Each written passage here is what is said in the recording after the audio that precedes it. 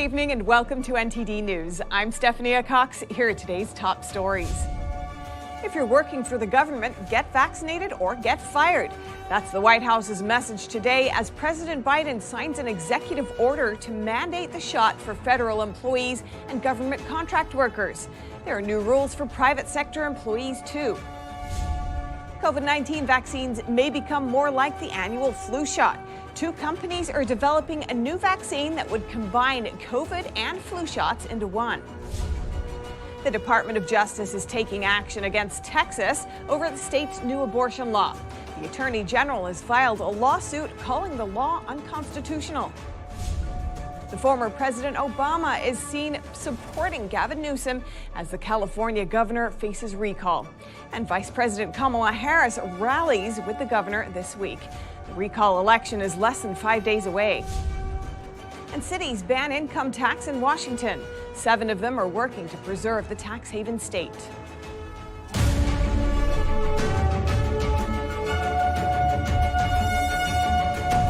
President Biden is now mandating vaccines for all federal employees without the alternative for workers to get tested. But the White House says there will still be limited religious and medical exemptions. NTD's Melina Wisecup joins us now from Washington, D.C. Melina, what are some of the key takeaways from Biden's new plan? Steph, right now around 80 million Americans have chosen not to get the vaccine, but Biden hopes to change that. Today he announced a 6-pronged plan, which he calls an aggressive and comprehensive plan to increase vaccination efforts across the nation. Now, in this new mandate, all federal workers as well as government contract workers will be mandated to get the vaccine, otherwise get fired. Now, what's different in this new mandate versus the one Biden previously imposed on those federal workers is that now the workers will have no option to get tested as a substitute for the vaccine. They have to get vaccinated, have no choice. Now, the administration does say there are limited exemptions for religious and medical purposes. And also, this mandate goes even further. It reaches into the private sector. Large companies with over 100 employees will have to either require their employees to get vaccinated or submit to frequent testing. Here's what Biden had to say to the American people today about these new measures. This is not about freedom or personal choice. It's about protecting yourself and those around you, the people you work with, the people you care about, the people you love. So tonight, I'm announcing that the Department of Labor is developing an emergency rule to require all employers with 100 or more employees that together employ over 80 million workers to ensure their workforces are fully vaccinated or show a negative test at least once a week. Already, I've announced we'll be requiring vaccinations at all nursing home workers who treat patients on Medicare and Medicaid because I have that federal authority. Tonight, I'm using that same authority to expand that to cover those who work in hospitals, home health care facilities, or other medical facilities. A total of 17 million healthcare workers. Now, on the topic of the private sector, Biden is requiring those employees that are in those employers that are in the private sector to give their workers paid time off to get vaccinated. Now, he's also, like what you just heard from the president, he's requiring all healthcare workers to get vaccinated. The way he's going to enforce that is he'll withhold federal funding from healthcare facilities. That is, he'll withhold Medicare and Medicaid reimbursements from those healthcare facilities if they don't mandate the vaccine for their healthcare workers. Now, as far as education, Biden lacks the authority to require all teachers across the nation to get the vaccine, but he is requiring the teachers who work in a government-ran education program called Head Start, which is an early childhood education program. All of the teachers in that program must get vaccinated. Now, as far as expanding testing, Biden is going to increase the production for tests. He's also doubling down on people who are taking flights. Anybody who refuses to wear a mask will face double the fine for not wearing the mask. Now, Biden signed 2 executive orders to enforce all of these. It's set to impact around 100 million Americans. The vast majority of American workers will be impacted by this. So over the next couple of months, Steph, workers in either the private sector or the public sector will either have to submit to regular testing, get vaccinated, or face the consequences. Steph? Lots of big announcements there. Thanks, Melina. And more varieties of COVID-19 vaccines may come out soon. Two pharmaceutical companies, Moderna and Novavax, are separately developing their own vaccines, combining the COVID-19 vaccine and the flu shot. Here's the latest. Moderna said Thursday they're developing a single vaccine that combines a COVID-19 booster with their experimental flu shot. The company hopes to eventually add vaccines for other respiratory diseases as an annual shot. Moderna's CEO says, "We believe this is a very large opportunity that is ahead of us if we could bring to market a high-efficiency pan-respiratory annual booster." Moderna and Pfizer are already expected to reap billions of dollars from COVID boosters. Adding other diseases could add even more to those profits. Shares in Moderna stock went up over 6% on Thursday after the announcement. And it's not just Moderna doing this. Novavax, which is based in Maryland, announced Wednesday that they're launching a clinical trial for their combined flu-COVID vaccine. Novavax will study a combination of one of their flu shot candidates and one of their COVID-19 vaccine candidates. Neither of them has been approved in the U.S. The early stage of the trial will take place in Australia and involve over 600 healthy adults aged 50 to 70. Novavax is expected to announce the results early next year. Vaccines are moving along, but what about drugs that treat COVID-19? The FDA on Thursday declined emergency use authorization for a linzalumab monoclonal antibody drug that treats the disease. Humanigen, which is based in California, developed the drug. The FDA told the company that they were unable to conclude that the known and potential benefits of linzalumab outweigh the known and potential risks. The company responded in a statement, "We remain committed to bringing linzalumab to patients hospitalized with COVID-19, and the company will continue efforts to develop the drug." The Justice Department is suing Texas over the state's new abortion law. The law bans almost all abortions after a fetal heartbeat is detected. That's usually around 6 weeks into a pregnancy. Here are the details. Attorney General Merrick Garland announced Thursday that the Justice Department has filed a federal lawsuit against the state of Texas. The Department of Justice has a duty to defend the Constitution of the United States and to uphold the rule of law. Today, we fulfill that duty by filing the lawsuit I have just described. Garland alleges that the Texas law violates the Constitution, and he calls it a scheme. The Texas law is different from abortion laws in other states. It leaves enforcement to private citizens through civil lawsuits instead of criminal prosecutors. Because the statute makes it too risky for an abortion clinic to stay open, abortion providers have ceased providing services. The Attorney General also has a warning to other states that may want to follow in Texas' footsteps. So if another state uses the same kind of provisions to deprive its citizens of their constitutional rights, and in particular to deprive their citizens of the ability to seek immediate review, we will bring the same kind of lawsuit. Earlier this week, Garland vowed his department would step in to enforce a federal law known as the Freedom of Access to Clinic Entrances Act. It normally prohibits people from physically obstructing access to abortion clinics by blocking entrances or intimidating others. Portland, Oregon has decided not to move forward this week with a plan to boycott Texas. The boycott was to protest the state's new abortion law. Here are the details.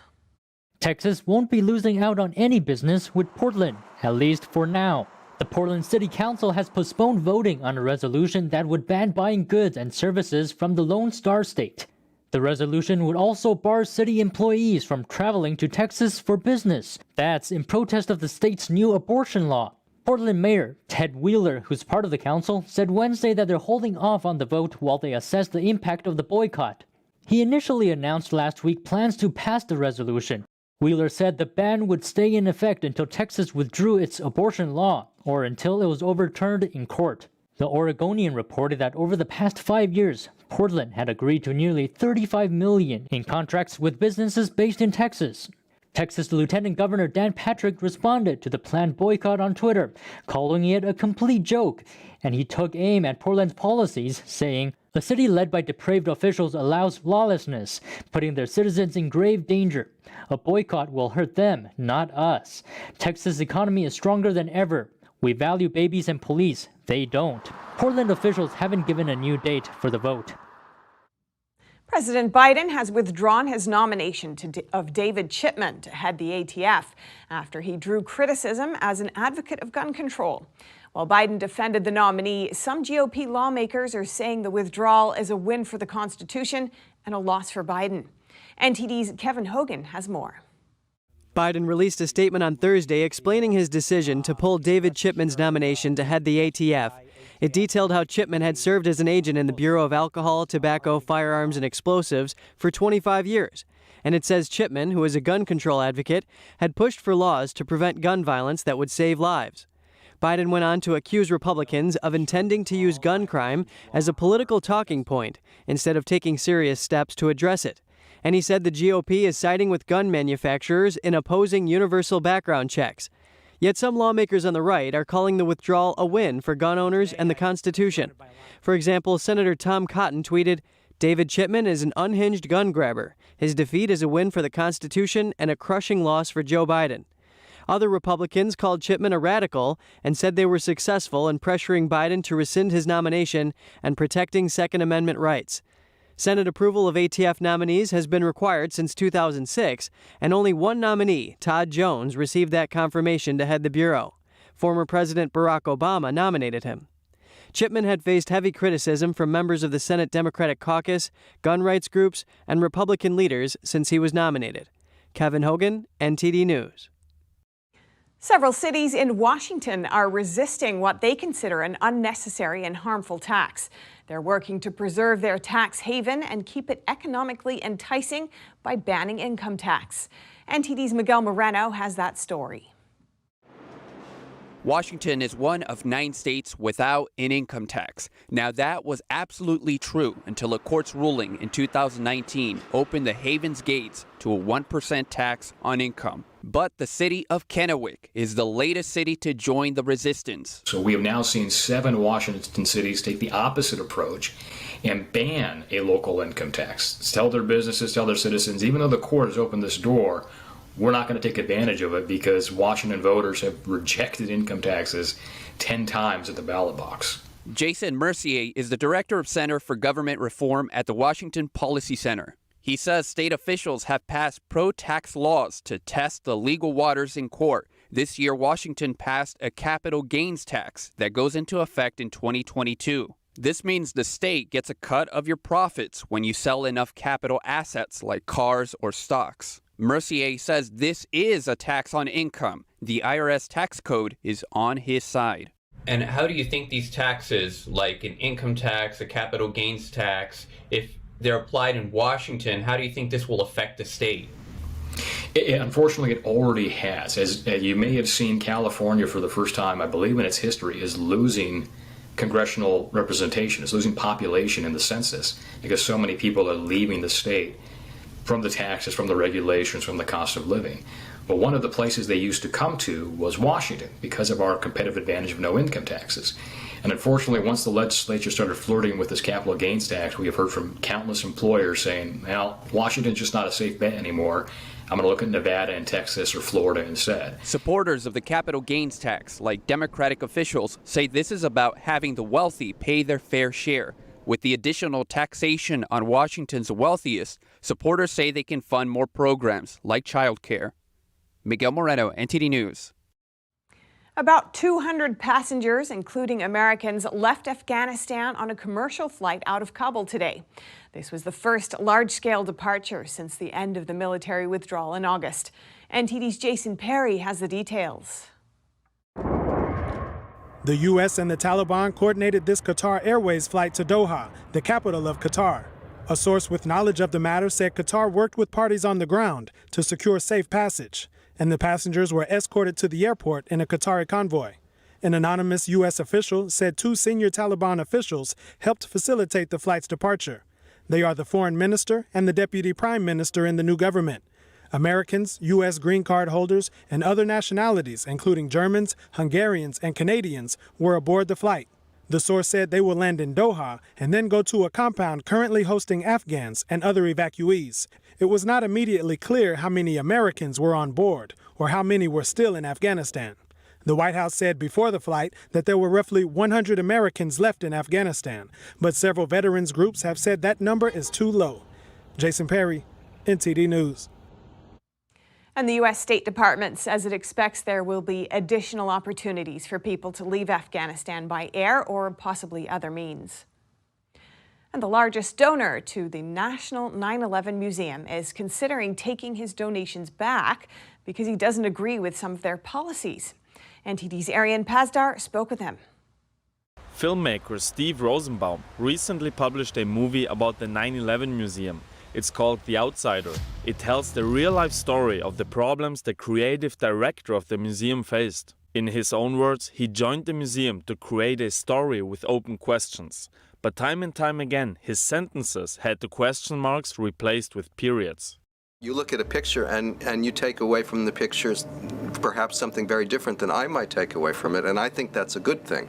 But in museum land, sometimes they don't think that that's a good thing. One of the issues Rosenbaum has with the museum is that it doesn't openly share material and allow the people to form their own opinions. We donated 500 hours, and our understanding when we made the donation was that historians, scholars, journalists would be able to come in as they can to the Holocaust Museum or the Metropolitan Museum and look at the material. And it wasn't until just about 3 months ago that we found out that they had all of these rules and that they actually made you sign a document that said they got to review your scholarly work and edit it before it was released. And that's unacceptable. As the main donor, Rosenbaum didn't have to sign such an agreement. But still, before he released his film, he was also asked to erase crucial material about 9/11. To get the gist of the whole controversy is that you don't agree with the rules of the museum. Is that correct, when it comes to people accessing their material? No, it's bigger than that, actually. We think that what we were promised when we began the film in 2008 was a museum that was going to be open, that it was going to invite people in to make their own judgments, to see the material and respond to it. What ended up getting built is a tourist attraction. 90% of the ticket sales come from people that come from overseas. We don't believe that it's earned the name national. We think that it is a place you come to spend $26 and see a terrible thing. And we think that's relevant, but we don't think that's what history deserves. The museum sent a statement regarding the film to NTD, saying, "We made clear to the filmmakers that we were disappointed by many of their decisions, which we think are disrespectful toward victims and their families." However, Rosenbaum says he thinks available material should be shared with the public. Arian Pastar, NTD News, New York. Tom Canavan says 9/11 will always be a part of him. He's a survivor of the attack on the World Trade Center 20 years ago on September 11. Today, he shares how he was buried alive and crawled out of the rubble.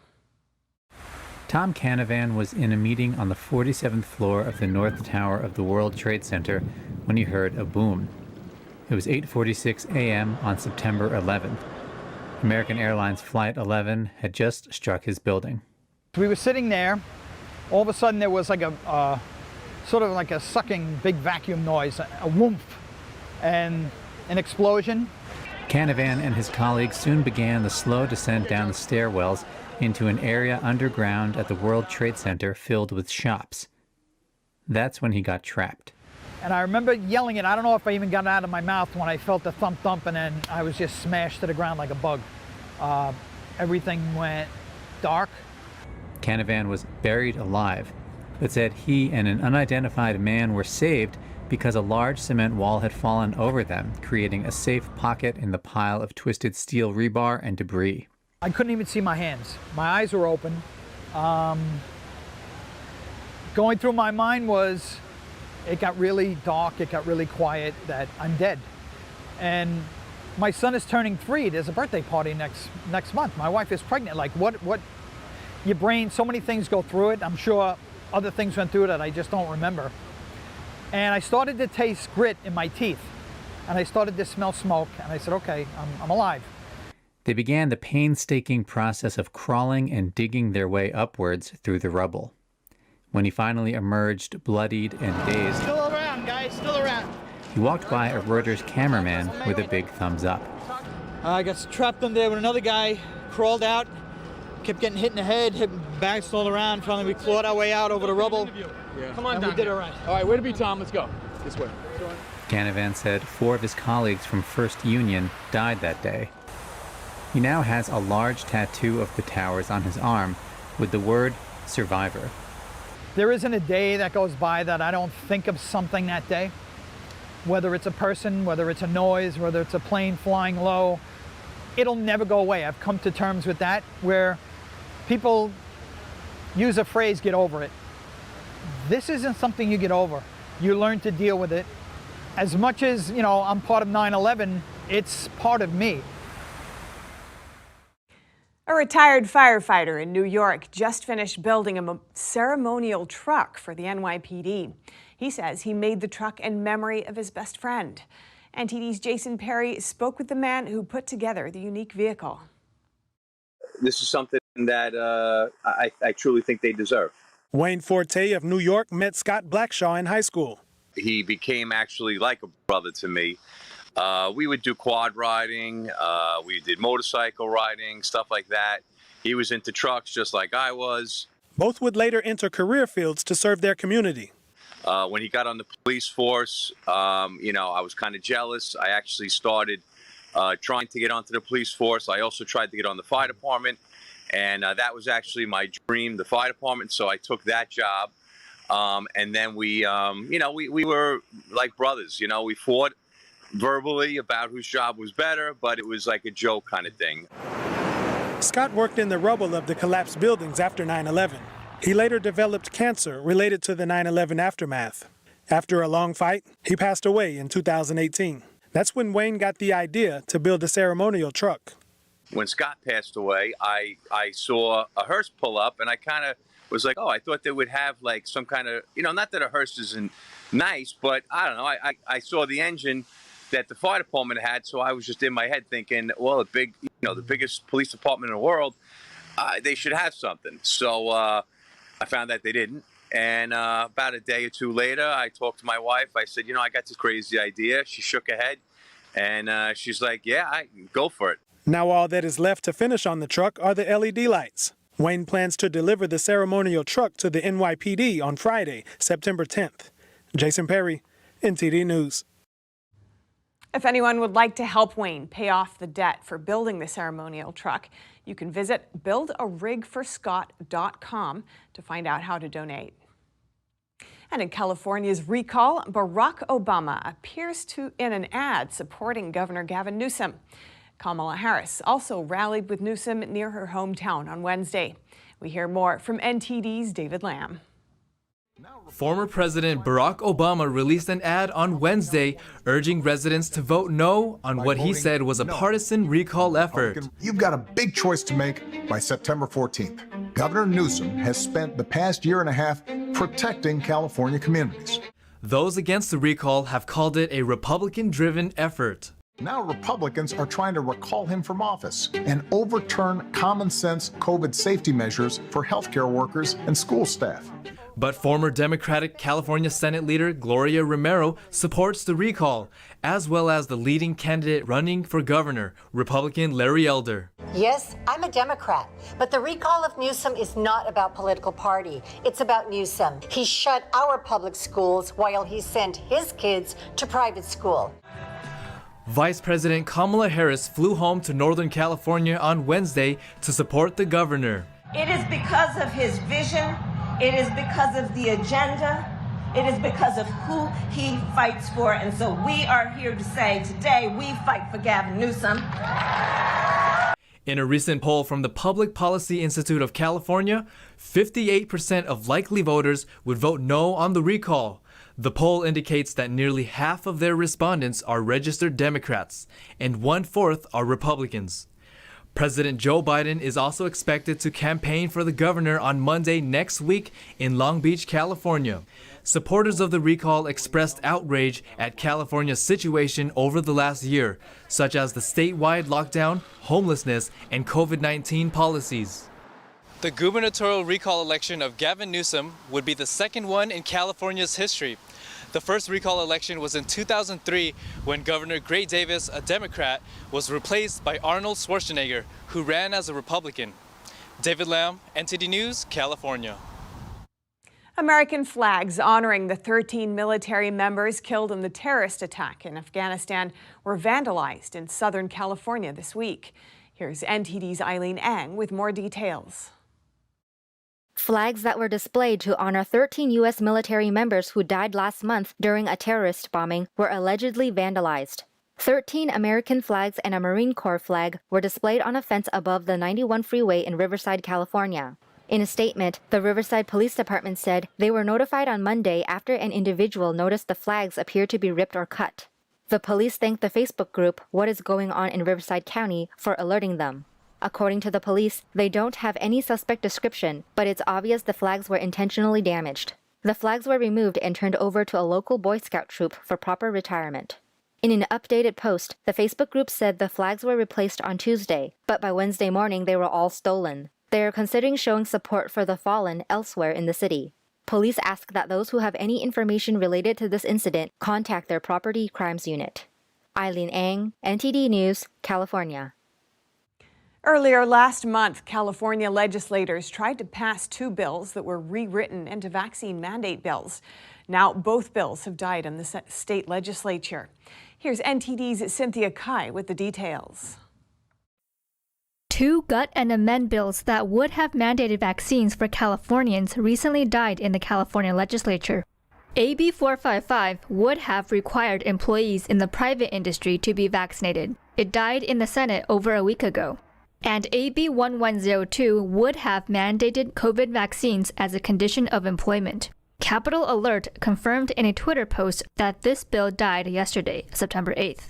Assemblymember Evan Lowe, lead author of AB 1102, missed the Wednesday deadline to introduce any remaining bills. He commented in a Twitter post, "I am disappointed we don't have a bill to encourage better public health decisions and better protect businesses, but we will not stop trying." The bills were originally a transportation bill and a telephone advice service bill, but a few legislators gutted both bills to replace the original language with vaccine mandate policies. On Wednesday, thousands of people gathered at the state capitol to protest the 2 bills and vaccine mandates. One treatment option is not for everyone. We need to be allowed to work with our medical providers to choose what treatment options are best suited for us, as we have always been allowed to do until now. The 2 gut and amended vaccine bills will not advance in the state legislature this year. If Governor Gavin Newsom is not recalled in the upcoming election, he will have the option to call a special session to revisit the bills. Cynthia Kai, NTD News, California. Coming up, a massive explosion, many stories high, leveled houses in China. But Chinese authorities say there are no casualties. And Hong Kong police raided a museum commemorating the 1989 Tiananmen Square massacre. The museum had already closed its doors in June, but the police still took down its logo and several display boards. Find out more here on NTD News.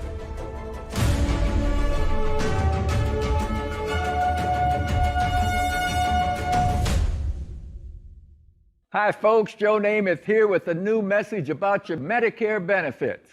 You may be entitled to transportation, meals, and expanded coverage for dental work that includes extractions, fillings, and dentures, all at no additional cost. Plus, depending on your zip code, you may be entitled to the Medicare benefit that adds money to your Social Security check every single month. Call and get everything you deserve. Call now. It's free. I'm on a fixed income, so I called to get money added to my Social Security check. They helped me so much. I called to save money on copays, get prescriptions, transportation, and my dental work covered. I couldn't believe I was spending money I don't have to spend. Millions of people have trusted the Medicare Coverage Helpline, and you can too. Call now. It's free. Call 1-800-764-1930. That's 1-800-764-1930 now.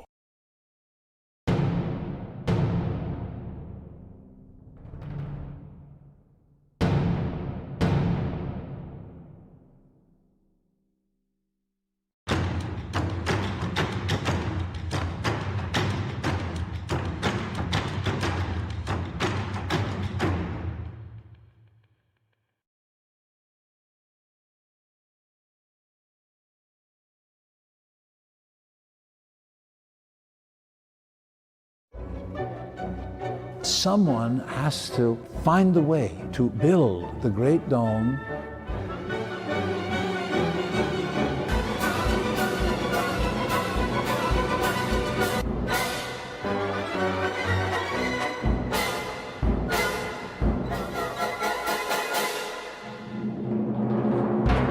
Completely new, completely original.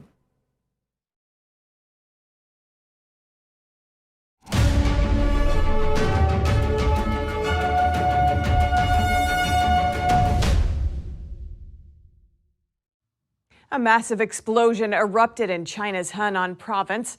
The resulting mushroom cloud reached many stories high. The blast's shockwave leveled houses. But Chinese authorities claim there are no casualties. NTD's Don Ma has more. Chinese authorities are accused of trying to cover up casualty numbers from a massive factory explosion in July. The incident occurred at an aluminum factory in China's Henan province. Online videos show the explosion reaching a height of about a dozen stories. The blast could be heard miles away, and the ensuing shockwave knocked over nearby houses. Chinese authorities claim there are no casualties resulting from the massive explosion, but a local to the area say at least 5 or 6 people died. We've distorted her voice to protect her identity. The shockwave from the explosion was very powerful. It knocked over people's houses. It crushed 5-6 people. Right now, the government doesn't allow any mention of the explosion. They want us to say it was because of the floods. The foundation of Miss Liu's house became loose in the explosion. She said living in the house was dangerous. The house is dangerous. Parts of our house have already been cracked. The crack is wide. The foundations have been moved. The township government found a third-party company to appraise the damage. The appraisal should be complete, but the compensation is not enough. We can't buy a single door or window with the compensation money they have paid us.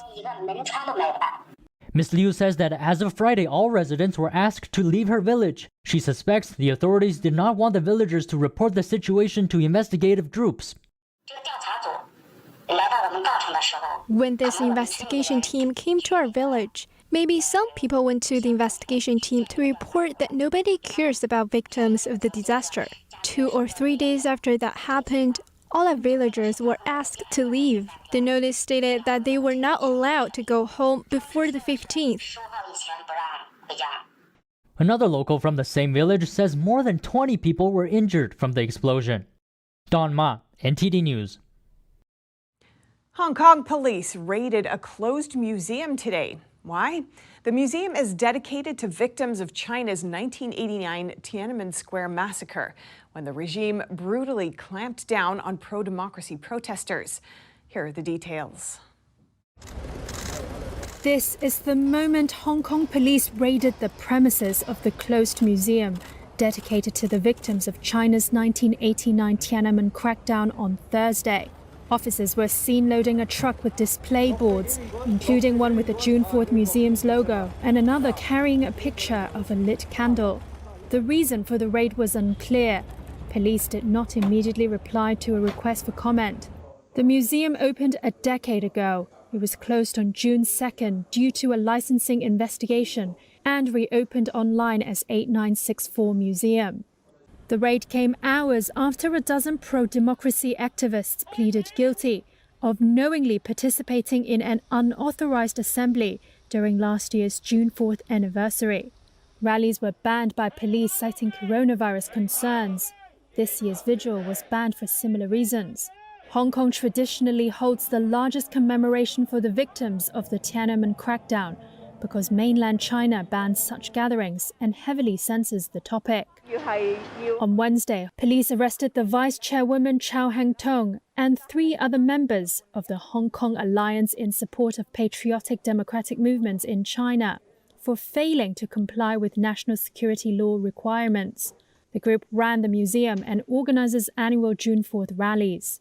Hong Kong authorities have repeatedly denied curbing human rights and freedoms in the city and say law enforcement has made arrests based on evidence.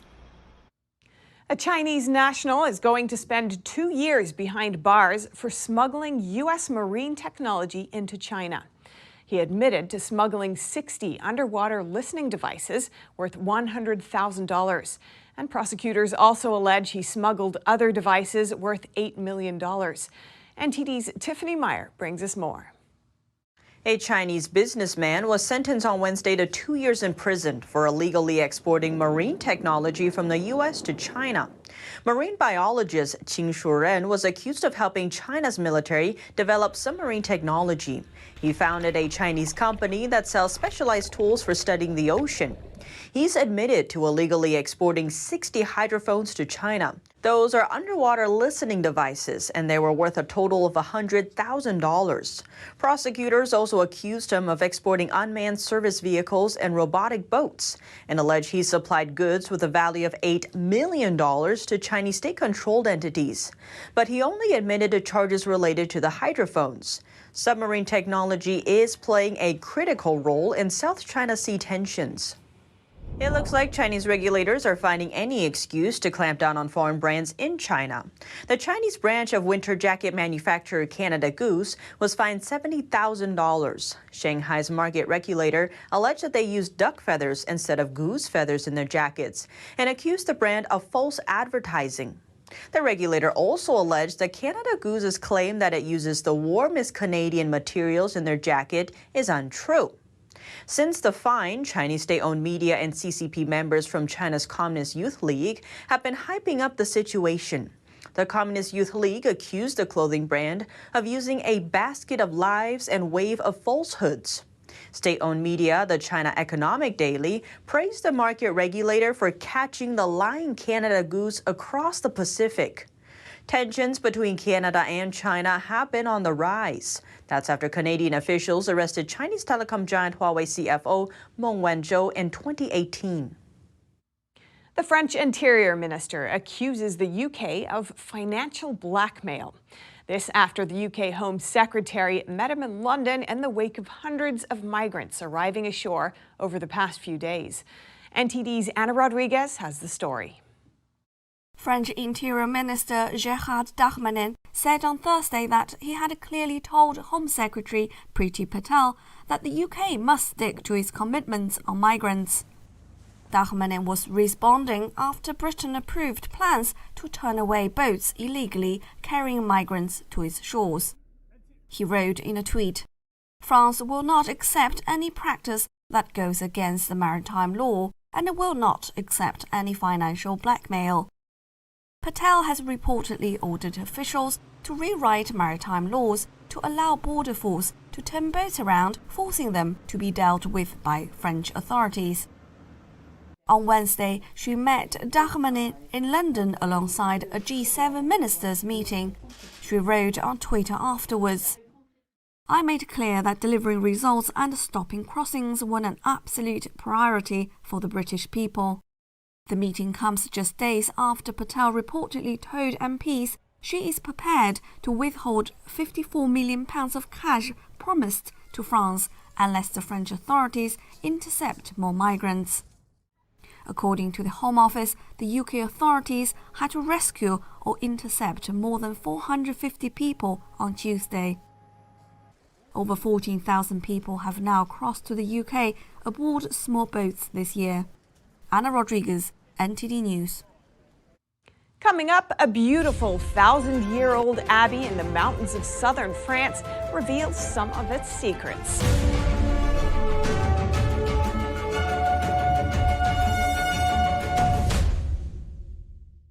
Hello, I'm Mike Lindell, inventor of MyPillow. Thanks to your support, you've helped make MyPillow become one of the fastest growing companies in America. Over the last 12 years, you've helped MyPillow create thousands of jobs right here in the USA. When I got MyPillow, I'm asleep almost immediately. I stay asleep at night and I wake up more well-rested in the morning. That's why I invented MyPillow. My patented fill adjusts to your exact individual needs and helps keep your neck supported and aligned. I'm interrupting this commercial right now. Retailers have canceled MyPillow, and to thank you for your support, I'm going to pass the savings directly on to you. Go to MyPillow.com right now to get deep discounts on all MyPillow products. For example, you can get my premium MyPillows, regularly $69.98, now just $29.98, the lowest price ever. For the best night's sleep in the whole wide world, visit mypillow.com.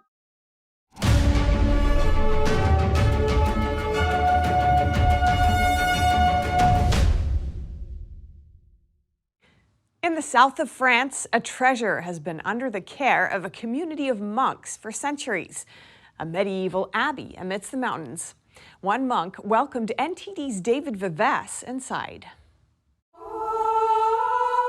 For about 1,000 years, this abbey has been cut off from walls and the harshness of the human world. A place atop a mountain in the Pyrenees in the south of France, where time seems to have stopped. Only the sound of bells and the songs of monks break the silence here.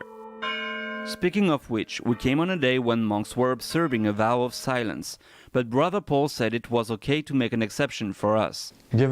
Welcome to Saint-Martin-du-Canigou Abbey. This abbey was built in the year 1000. Benedictine monks have lived here for about 800 years. It's a jewel of Roman art. This is the first Roman art. You have here some of the most ancient arches in Europe. The architecture evolved very quickly and allowed for new construction techniques, which would allow the first cathedrals to be built in Europe. We have two types of architecture. The architect understood how to hold this enormous weight by building very thick stone walls. After the abbey was built came an important moment, its consecration.